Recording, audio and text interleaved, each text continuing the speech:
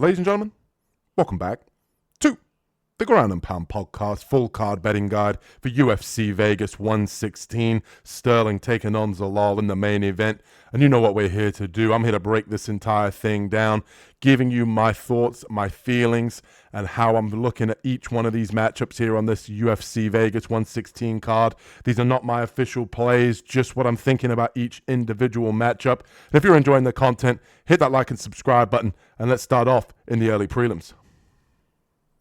All right, early prelim opener here. We've got Talita Aaran taking on Julia Palostri. I see this one going long. I think we see the judges' scorecards in this one, so the over should cash in this one. I don't think we're going to see Julia Palostri have too much trouble defending the takedowns. I think that's going to be the narrative around this fight here. Aaran obviously wants to get these fights to the ground. She wants to implement her jiu-jitsu, but I think she's more tough than good. And I think in this particular matchup here, Palostri is going to be the harder hitting fighter. I think moneyline should be reasonably safe in this one. You can throw her in the parlays. Not top ticket, not super confident, but Palostri is going to be the one doing all the damage. She's going to be the one landing the bigger shots. Me personally, I'm not going to be looking to bet anything other than Palostri moneyline here. I think at decision, you would have to give me plus money. Unfortunately, Palostri by decision is around minus 105. I think what we're going to see here is, both women are very tough, very durable. I do think Aaran makes it to the judges' scorecards, and I think Palostri lands the bigger shots, but I wouldn't be surprised if Aaran is able to get the fight to the ground. Palostri has to work her way back to the feet, and she's constantly defending takedowns, and Aaran gets tired. Palostri is able to land some big shots and steal around, but it's women's MMA at the end of the day. It can be a little bit, streaky. We saw that with the Horth decision, last week at UFC Canada. What the hell was that? Me personally, Palostri money line is the only thing I would look at. Maybe even, kind of sprinkle in the over 1.5 for a parlay piece in sort of a chalky parlay. Other than that, not really looking to touch this one too much, but Palostri sort of fourth, fifth tier parlay, long shot. I don't blame you really on this one. And next up, we've got Venezuela taking on Max Payne Griffin. Give me Griffin in this one. I'm kind of surprised he's the underdog for a guy that obviously didn't win his Dana White's Contender Series fight and get a contract.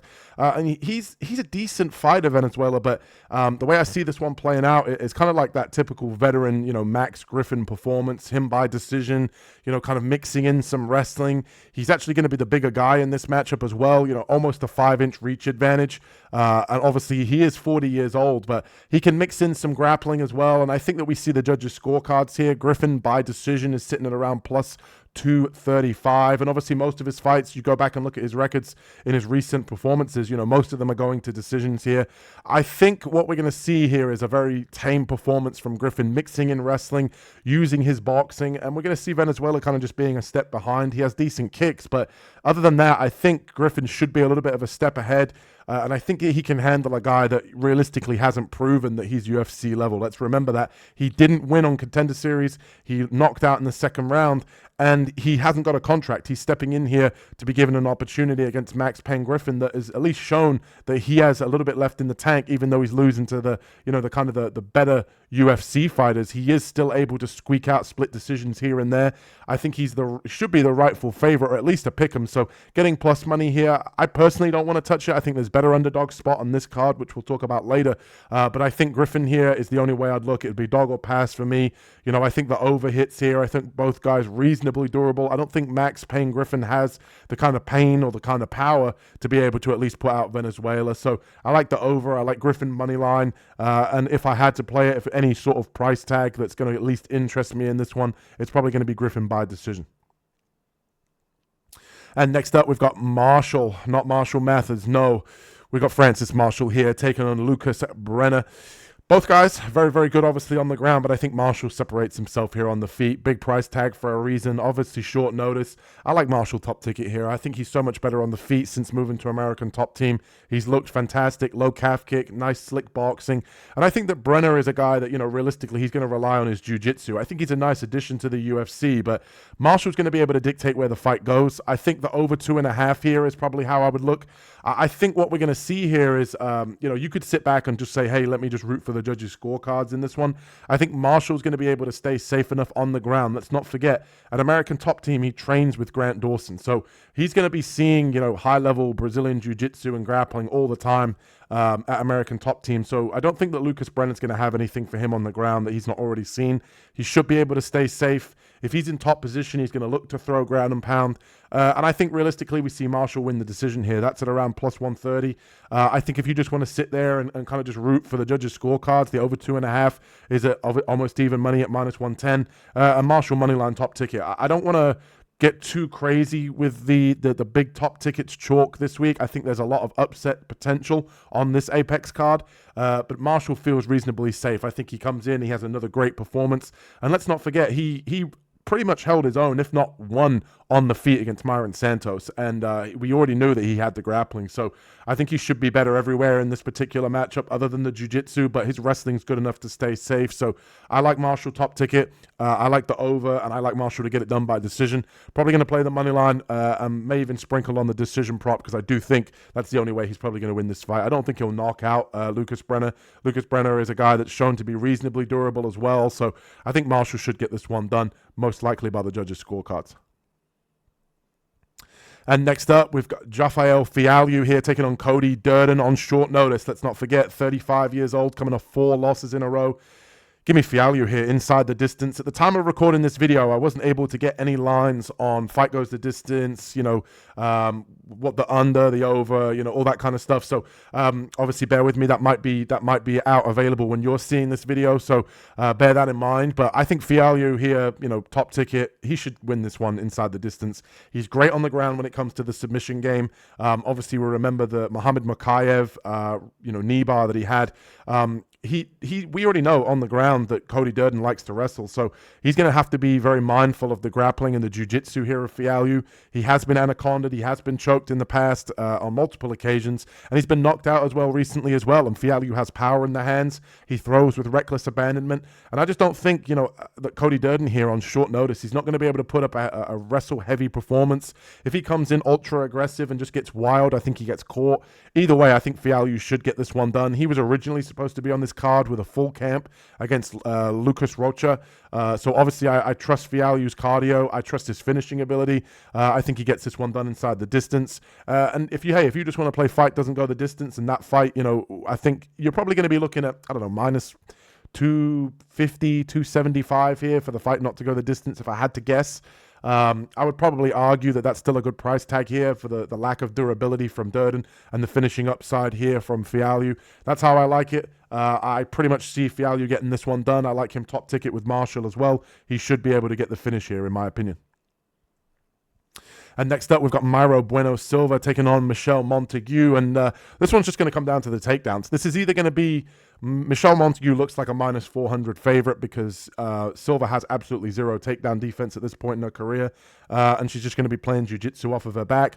Or Silva's going to defend the takedowns and it's going to be a sweat fest for a 4-1 favorite here inside the Apex. I'm going to go with the fact that we're going to see the over. I think this one gets to the judges' scorecards. I'm probably going to take... I think there's a lot of fights here that are probably going to hit the judges' scorecards, in my opinion. I'm not expecting this one to be a kind of action-packed Apex card, unfortunately. I hate to say it. I see this one going to the judges' scorecards. I think that's a very safe play in this one. We're going to see Montague take the fight to the ground. We're going to see, Silva's ability to defend in terms of the jiu-jitsu. She's got a high-level decorated black belt herself. I don't think that Michelle, even though she's got 6 submission victories out of 7, that she's going to be able to submit Mayra Bueno Silva. I think Silva's jiu-jitsu is good enough to defend, and I think we're going to see Montague here ride out for a decision. That's at around plus 100. If I were to pick anything, and you said to me, gun to my head, what am I going to play in this one? Montague by decision is the only thing that's got any value. Silva has great jiu-jitsu, but Montague has good enough grappling to stay safe. I think we see the fight go over. I might be going, sort of third-tier parlay here for Montague. I'm not going to be putting her in the top or second-tier parlay. Women's 4-1 favorite, it's kind of tricky, especially for a 7-0 fighter that's only had one fight inside the UFC against Mayra Bueno Silva, who's, at least fought the who's who in the division. But just my thoughts, just my feelings on this matchup. Montague should get it done, and the over. And next up, we've got... These two shouldn't even be in the UFC, let's just face it here. We've got Cedricus Dumas taking on Jackson McVeigh, and I'm leaning towards McVeigh in this one. I think he can expose the grappling like other fighters have done here against Cedricus Dumas. Dumas is obviously a fighter that, he has, decent kickboxing, he has respectable striking, but the guy realistically is behind in the ground game, and McVeigh gets in your face early. He's the bigger guy in this matchup here at 6'4". He comes in a little bit reckless, don't get me wrong, which is why I'm on the fence, but I think McVeigh here should get this one done with the grappling. He comes in early, he comes in aggressive, he gets the takedown, he takes the advantage of Cedric Dumas' lack of grappling, and he finds the submission. That's around plus 210. I like the under in this particular fight. I could see either way, it kind of be kill or be killed for Jackson McVeigh. I think he comes in and he either gets the takedown or he gets, kind of countered by Dumas getting, kind of overzealous looking for the takedown. So I think the under 1.5 is most likely here. And I think McVeigh in this particular fight, I don't want to go top or, kind of second tier parlay, maybe third with Montague. There's some question marks I have. And I think, he should be able to come in here and expose the grappling. He gets it done early in most of his fights, most of his wins. He's getting it done early inside the first round. And he's coming off of back-to-back submission losses. So that's against much higher level competition. Dumas has always been exposed in the grappling. And I think if you said to me, would you play the money line? I'm not too sure. The submission prop, that's how I would look to play it. In my opinion, if he's going to get it done, it's going to be via submission in this one. So Jackson McVeigh money line. Kind of stay cautious on that one, but the submission prop, I do like him in order to get this one done here against Dumas to find the submission. And next up, I got the upset in this one. We got McCormick taking on Vieira, and I do not trust Rodolfo Vieira at all. I see a lot of people this week, they're picking him on other channels. A lot of people are talking about him, obviously black belt hunter and all this, they buy into the hype, but I think if you really go and watch tape, both guys, 35, 36 years old, similar height, similar reach. It's not crazy in terms of, you look at both guys, they're both physically in shape, but Rodolfo Vieira, he slows down in fights. He doesn't have the wrestling to get fights to the ground. Yes, he's a decorated black belt, but his striking is also poor. He basically fights behind a jab, and he has very low volume. You go look at McCormick, the guy can defend takedowns. He trains with Jared Cannonier, who's in his corner that helps him out with his takedown defense. He was able to defend most of the takedowns in most of his fights. When it comes to the fight against Cody Brundage has much better wrestling than Vieira does. I do not think Rodolfo Vieira is going to be able to get this fight to the ground and implement his Brazilian Jiu-Jitsu. And on the feet, I give McCormick the edge. So the way I'm playing this one, we're going with the underdog. Dog or pass for me. I don't trust Vieira to get this one done. If he can get the takedown early in round one, sure, he could get the submission. I understand that. But if he doesn't get the takedown and he doesn't get the submission in round one, this fight's going to be ugly for him, because you go back and look at that Petrovsky fight, he's coming off of a head kick loss as well. I just want to point out, first time he's ever been knocked out, I believe. And if you look at this fight, even though I don't think McCormick is a guy that can come in here and necessarily get the knockout, he does have good head kicks. He does have better striking. He's arguably the much faster striker as well. And he's going to be throwing stuff at, Vieira that I don't think that he's going to be expecting on the feet. And I think that he can stuff the takedowns here. So I think this one has got upset written all over it. Do not put Rodolfo Vieira in your parlays. I'm telling you now. And I think McCormick here wins by decision at 4-1 is a great play. If you want to sprinkle that, I don't blame you. I think that's got great odds. And let's face it, in this particular matchup here, if this fight just plays out strictly as a striking match and you haven't watched tape and you're relying on Rodolfo Vieira's jab and straight right hand, I think you're going to be sweating it at an almost 3-1 favorite. Let's put it that way. One of the things I did want to mention as well, being the betting show and everything, is I wasn't able to see plus 3.5 for McCormick. But if you can get plus 3.5 for Eric McCormick here, he just needs to win one round on the judges' scorecards. If that's anywhere near even money, you bet your life on it. I honestly think that he's going to win at least one round. I think he'll win the whole fight, but if you can get him to at least one round, he could defend the takedown early in the first round. Maybe Vieira controls him, he gets tired, and he wins the second 2 rounds, or he wins the third. He only needs to win one round. I think that plus 3.5 is very live. Keep an eye out for that. I wasn't able to get that by the time the show is released. Couldn't see that, but that's something I'm going to play myself. I'm going to sprinkle on the decision prop. I'm going to sprinkle on the money line as well at plus 240 here for McCormick. And I think we see the over. I think that the over 1.5 is safe, but only the over 1.5. I don't trust Vieira's durability. I don't necessarily trust McCormick to kind of defend off every takedown, and there might be moments of kind of sweating out the grappling. So it's more like dog or pass here for me, in my opinion. And next up, we've got Marcus Buchecha taking on Ryan Superman Spann. I'm going with Buchecha. Sloppy heavyweight fight. Let's face it, obviously, another decorated Brazilian Jiu-Jitsu guy. But Ryan Spann is the better striker, let's face it, but he doesn't look good at heavyweight. That's my issue here in this particular fight. I think we see a stoppage here. We either see Spann get the knockout or we see Buchecha get the sub. That's kind of my angle here. The under 2.5 feels safe, and I think Buchecha's either going to get caught on the feet or find the submission. I'm going with Buchecha to get the submission. I think he's going to be able to get Spann down. I don't trust Ryan Spann's fight IQ. I don't trust him taking this any heavyweight fight at the moment. I don't think he takes his career as serious as he once did. And his recent performance against Bresky, who cares? At the end of the day, Bresky is not a good fighter, so I don't take any stock out of that. And people will say, oh yeah, but Buchecha lost to Martin Buday. Martin Buday is 7-1 in the UFC. Why he got cut from the UFC, I have no idea. But at the end of the day, Buchecha has explosive takedowns. I think he can get this fight to the mat early. And I'm even worried that Ryan Spann might pull might pull guard in this particular fight. If he does, he's an idiot, which wouldn't surprise me. But Buchecha here, I think moneyline, third tier parlay again, not super confident, but I feel like he should get this one done. Maybe even second. I just don't trust Ryan Superman Spann. But if you like the Spann side, take the knockout. I think he'll probably get the finish with the TKO. He has the more, the powerful hands. He's the taller guy, obviously more experienced in MMA. And Buchecha, obviously, we know that his striking isn't all there, but the grappling is world class. So I just don't trust Ryan Spann. It's pretty much Buchecha or pass for me. But if you like the Spann side, take him by knockout. If not, and you're on the Buchecha side, take the submission prop. Sprinkle on both. You're going to win either way, in my opinion. This one is not going to the judges' scorecards. I think we're going to see a finish on either side. And next up, we've got Jackson here taking on, what's his name? Barcelos. I don't know why I forgot that. This guy's an absolute vet. And I'm going with the Jackson side here. I think a lot of people are going to look at the Barcelos side and they're going to look at this and say he has wrestling. Davidson Figueiredo took down Jackson in their last fight, and therefore 1 + 1 = 2. Obviously, Barcelos is a great grappler, great wrestler, but I think in this particular matchup, Jackson is going to be able to defend enough of the takedowns to be able to keep this one on the feet, and the 8.5-inch reach advantage that he has is going to give Barcelos a lot of problems. 38 years old, Barcelos doesn't look to be slowing down, 4-fight win streak, but I think that he's going to have a lot of trouble getting into the range of Jackson. And I think if you look at it for what it's worth, the 38-year-old Barcelos is more of a volume puncher at this point in his career. He's not putting guys out with one punch.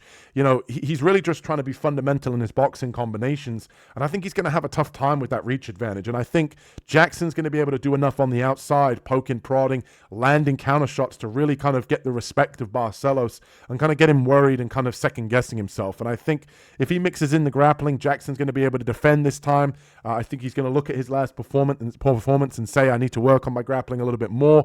I think he defends the takedowns and wins the decision here. I trust the durability of Barcelos enough to be able to get to the judges' scorecards. I think it might be a sweat. He might, kind of late second, third round. Jackson might be able to get the TKO. I'm going to say that Jackson gets this one done. Second tier parlay. I feel good about him this week. I think we see the judges' scorecards. Probably only going to sprinkle on the Jackson money line here or put it in some sort of second or third tier parlay. That's kind of my thoughts and my feelings on this one. And next up, Dog of the week, baby. Looking to make it 4 of our last 5 on these dog plays. My favorite dog play on the card. Unfortunate last week. We missed out by 22 seconds by Gilbert Burns. Just couldn't hang on in that main event against Mike Malott for the over 2.5 at around plus 100. I'm going with Martinetti this week. He opened as the favorite. He's now the underdog. And I think people just are looking at the Davy Grant. They've been suckered into the plus money. The guy is 40 years old, and the guys that he beats are one-dimensional. You go back and look at the previous performances against, Damon Blackshear. Mostly just a grappler. Doesn't have a lot to offer you on the feet. Davy Grant was able to win that one, defending the takedowns in the second and third round. You go and look at his other previous performances where he's had success. Ramon Tavares, just a boxer, not a grappler. Doesn't have to worry about the takedowns. When you look at Davy Grant, most of his losses are him getting submitted. And let's talk about Martinetti, right? Martinetti, 10 years younger. He trains at Entrim Gym. He's been training with high-level UFC guys for a very long time. He was a main sparring partner of Chito Vera when Chito Vera was on his rise. He's a guy that's, when he's been over at Entrim Gym, that gym is at altitude. He's going to have great conditioning. That's when you look at his Dana White's Contender Series performance, he was able to have a lot of success pushing the pace, mixing in grappling, mixing in wrestling. He's worked on his jiu-jitsu. He actually entered Eddie Bravo Invitational Open Mat to go against some of the higher-level Brazilian jiu-jitsu jiu-jitsu, guys. Yes, he lost in the first round. Yes, he was submitted, but he has faith in his Brazilian jiu-jitsu, and I think that's how he gets this one done. I think Martinetti should be the favorite. I think people have been suckered into the UFC veteran here of Davy Grant, and I think if you look, the only thing I would give Davy Grant the slight edge in is probably the power, but that's because he swings wild. I think if you look at Martinetti, he's going to have more volume. He's more durable. He's got better jiu-jitsu. I think he's got better wrestling. And I look at this fight and I say, he should be a 2-1 favorite in my opinion. Martinetti here, I think he gets this one done for us, making it 4 of our last 5. I think he comes in. I think he gets the submission. I think that's exactly how he gets this one done. I think he flattens out Davy Grant, finds the rear naked choke. I think he can mix in some grappling. And the thing with him is he's not just going to be spamming takedowns looking for the jiu-jitsu. He's going to be, on the feet with Davy Grant, out-volume him, making him worried, pressuring him back. It's going to be back and forth. He's going to trust his striking, and that's when he's going to level change. When Davy Grant overthrows and he thinks he's in a brawl, it's going to be a well-timed takedown, and I think he finds a submission here. That's around plus 495. Do your line shopping. I saw it as high as plus 500, 550. I think Martinetti comes in here and gets a submission victory. Obviously, most of Davy Grant's losses are via submission, and a lot of people are going to point to, Damon Blackshear and say, hey, Damon Blackshear, he's a great submission artist. He's a great grappler. How come he didn't submit him? He was able to get Davy Grant down early. He closed his guard, and he was then able to defend the rest of the takedowns. Damon Blackshear got tired. Most of the fight, he didn't even shoot most of the takedowns late. It was too late by then. He was already tired and telegraphing his shots. Martinetti's going to set these takedowns up. He's been training with high-level guys. I think it's going to be 4 or 5. Really, really like him this week. 17-1. Really, really good fighter. Keep an eye out for Martinetti here. I think he gets this one done for the dog of the week. And next up, we've got Rafa Garcia taking on Alexander Hernandez. And I'm leaning to Garcia here. I think this is a very 50-50 fight. I think that Alex Hernandez could definitely get this one done. I think he's been on a tear recently. I think Rafa Garcia's recent performance against Jared Gordon, he looked good in that fight. The reason I'm going with Rafa Garcia is because if you go look at Rafa Garcia's performances, he trains at elevation. He can push a pace. And one of the things that we know about Alex Hernandez is that he slows down in fights no matter what weight class he's at. He's been on a nice run. This is the best opponent he's fought in the last 5 fights. And you go and look at the recent performances of guys he's knocking out. They're not on good streaks. They're not on, a hot streak. Not that Jared Gordon is, but at the end of the day, Rafa Garcia put him away as well. So the way that I look at this fight is it's very 50-50. Rafa Garcia has the wrestling to fall back on. He has the cardio advantage. And I think in this particular fight, it's going to come down to those different moments where, both guys are trading on the feet and Rafa Garcia times a late takedown in the round. And that wins the round for him on the judges' scorecards in the last 30 seconds when he's got a well-timed takedown. Jared Gordon has fantastic takedown defense. And you go back and look at that fight, Rafa Garcia was able to change levels at the right time because he was suckered into, standing and trading on the feet, which is exactly what I think he does with Hernandez. And then he times a great takedown, wins the round with that moment. And if you look at Hernandez as well, we know he's not going to get stronger as the fight goes on. And even if you go back and look at his recent performance against Ferreira, he was able to knock out Ferreira, no doubt. Great win, upset of the dog of the week, but let's face it, he was on the back foot in that fight. He was dancing around, skirting around on the outside with his footwork. That's not a good look and not a good visual for, a fight at the apex, closed off with the fans where one guy's walking you down, landing shots. And, I just think Rafa Garcia is going to make this a dog fight. And I want the plus money in that fight. Rafa Garcia here, money line. I think fight goes the distance. I think it could even see split decision here. Might be worth a sprinkle. I didn't see the odds for that one, but Rafa Garcia plus 205 here for decision.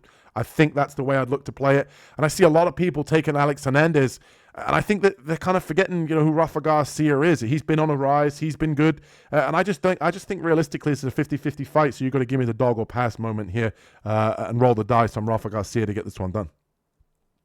And next up, I don't think it's the co-main event anymore, but at the time of recording it was.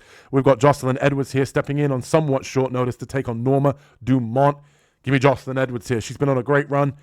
4 victories in a row, all come via stoppage, some submissions, some knockout.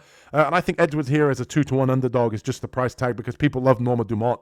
People are very high on Norma Dumont. But let's face it, 35 years old. And if they do their tape study and they go back and look at that recent performance against Ketlin Vieira, she did not look herself. She was timid. She was shy. She didn't want to pull the trigger. She didn't want to let her hands go. And also as well, she was getting taken down by Ketlin Vieira.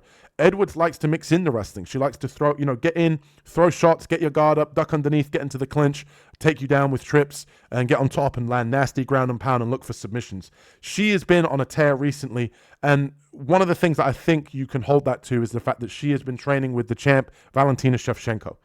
She's been training with the champion for a while, and I think that that's definitely served her well. She's looked improved, and I think obviously this is a big moment for her, coming in on opportunity on short notice, not super short notice, but on somewhat short notice here, to be able to come in and get a victory over, I believe Norma Dumont is in the top 5 of the rankings, so she's going to climb the rankings big time. And this is a big opportunity for her. And I think all the value is on the side of Jocelyn Edwards. I've seen the money line, kind of skyrocket here for Norma Dumont. This was, I want to say Norma Dumont like minus 150. It's now, 2-1. And I think it's crazy. I think that people are underestimating Jocelyn Edwards here. I think Jocelyn Edwards could come in, mix in some takedowns. Fight ends inside the distance has got some value in it. Obviously, she wants to come in. She wants to get the finish. She wants to make a statement. And I think Edwards inside the distance here is plus 600. I think that's got value in it. Norma Dumont's been knocked out once before. I could see Edwards getting on top and landing nasty ground and pound. I could see her being the busier fighter. I personally would just rather play the Jocelyn Edwards 2-1 on the underdog line there, the money line. But obviously, I think Edwards could come in here and definitely find the upset. I don't want to get too specific with the props here on this one because there's a lot of value in that plus 205 for Jocelyn Edwards here. I think this is a 50-50 fight depending on what Norma Dumont shows up. She is 35. Jocelyn Edwards in her prime at 30, training with the champ. I think there's definitely value to be had on the Jocelyn Edwards side. And that brings us to the main event here. And if you're enjoying the content, hit that like and subscribe button as we're going with Youssef Zalal here to get this one done against Aljamain Sterling in the main event. A lot of underdogs have been cashing in the main events. I think we see another favorite, though. Youssef Zalal here, almost even money. I like him to get this one done. I just think his movement's going to be too much for Sterling to really kind of corral him. I think he's the more technical striker. He's going to be bigger. I think in this particular matchup, he's going to be able to use his jiu-jitsu to scramble. And I just think that realistically that you can't deny the fact that Youssef Zalal has kind of been on a tear. His wrestling's been much improved. He's talked about that. He's bragged about that his wrestling's improved. And it's going to be on full display here against Aljamain Funkmaster Sterling. The knockout prop, I think, is life. I could see him, Sterling panic shooting or shooting in for takedowns and Zalal landing elbows up against the fence. I could see him counter-striking with a slick, kind of 1-2 down the pipe or an uppercut, a well-timed uppercut. And I think fight ends inside the distance is probably what I'm going to play. Youssef Zalal sort of second-tier, top-tier parlay in my opinion. I definitely feel good about him this week. I like the fight ends inside the distance. I think it's going to end 3rd or 4th round. And I think we just don't see the judges' scorecards. And I think Youssef Zalal here to get the knockout is very live at 4-1. We've seen Aljamain Sterling get clipped twice in the past, coming in reckless. And I just think that, Youssef Zalal is much faster than people will remember.